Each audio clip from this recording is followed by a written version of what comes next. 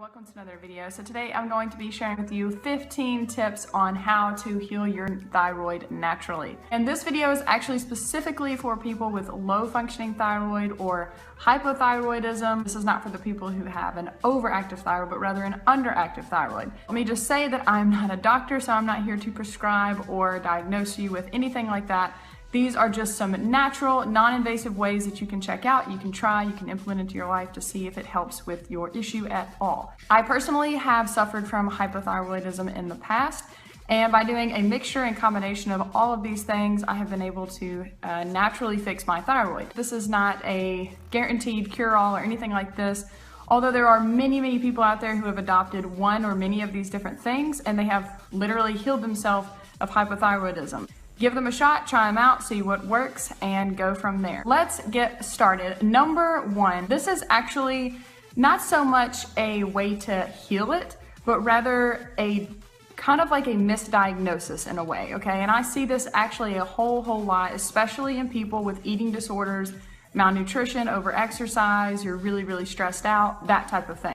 What you don't understand is that just because your thyroid might be lower doesn't necessarily mean you have hypothyroidism, like the kind most people have when they really deal with this.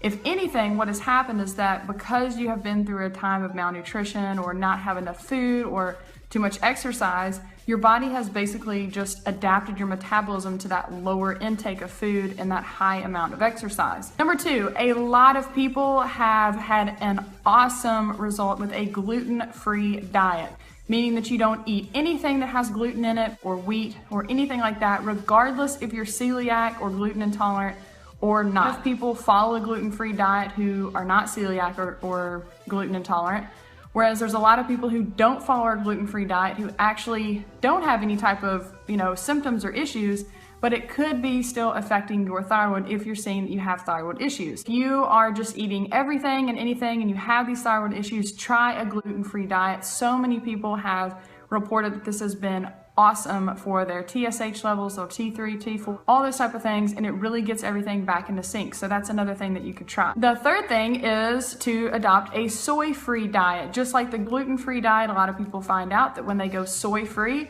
it really helps their thyroid health a lot. So many people are ingesting soy in such large amounts, and a lot of people don't even realize it. Soy is almost in every single packaged or processed food out there, and it sneaks in different ways. Look on the ingredient label down at the very bottom where it says allergens, and if it says soy, I would pass on that if you want to give the soy-free diet a try.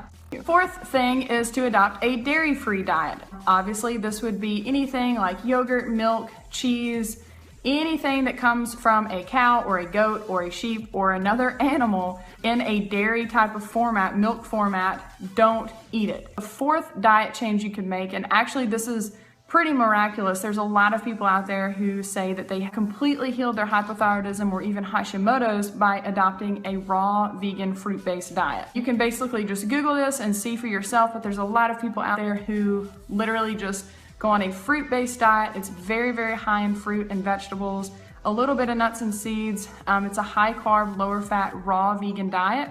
And when they do that, it completely heals their thyroid. Number 6 is to start taking a high quality B12 supplement.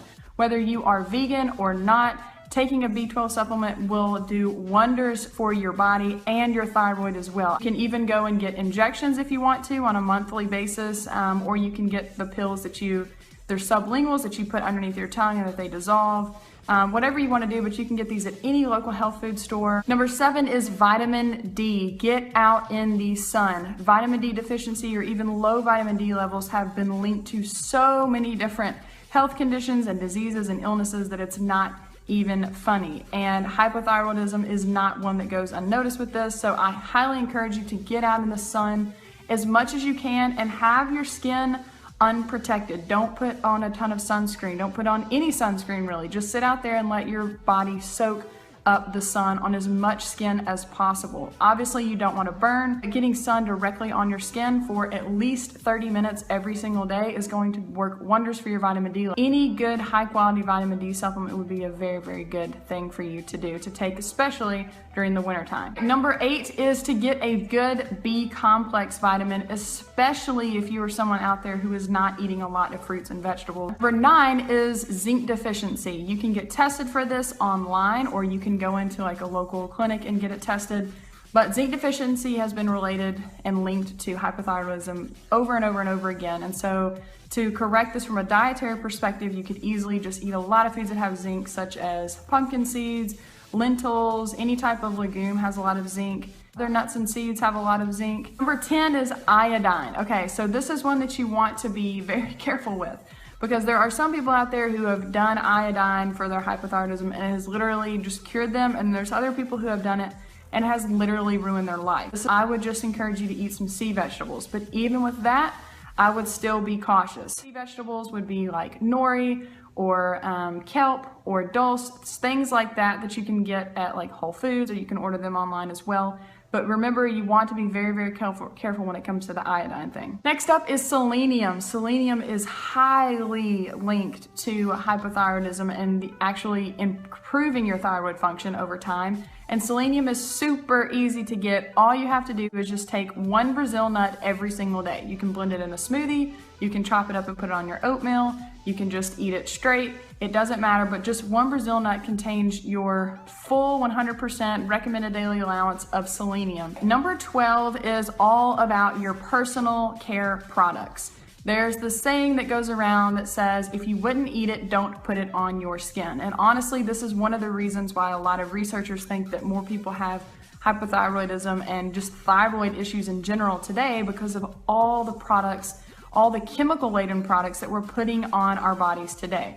So your skin is your biggest organ. Anytime you put something on your skin, it is soaking into your body and getting in your bloodstream and eventually making its way to your hormones. Number 12 is chlorine and fluoride. This is huge when it comes to thyroid health. These things would be getting into your body through your drinking water, your ice maker, your shower head, you're taking a bath, those type of things. Swimming pools have tons of chemicals and toxins in them that are just seeping into your skin as well. All right, number 13 is radiation. If you are somebody who has gone through tons of x-rays, even going to get your teeth are x-rayed at the dentist, I highly encourage you to stop getting things x-rayed unless they're able to use some type of shield that goes over your thyroid. Likewise, getting things out of your house, such as not being around the microwave all the time, moving your cell phone and your computer out of the bedroom, especially when you're sleeping at night, turning them on airplane mode.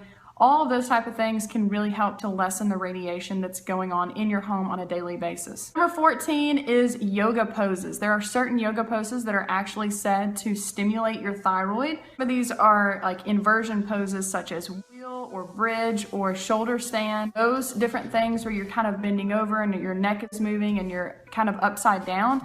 Those help to stimulate the thyroid in a very healthy way. Number 15, and honestly the most important of all of these, is stress. Stress is the absolute worst thing for your thyroid, not only your thyroid, but also every single other hormone in your body. Stress is the #1 disruptor for hormones. Fix the stress, de-stress, get away from that completely. Focus on loving yourself, focus on slowing down, reprioritize your life, downsize, get everything out of your life that doesn't need to be there, and get back to just being peaceful and slow down. Stress is the #1 thing. I cannot stress that enough. So again, I hope this is helpful. I hope you guys have an awesome day, and I'll see you next time. Bye.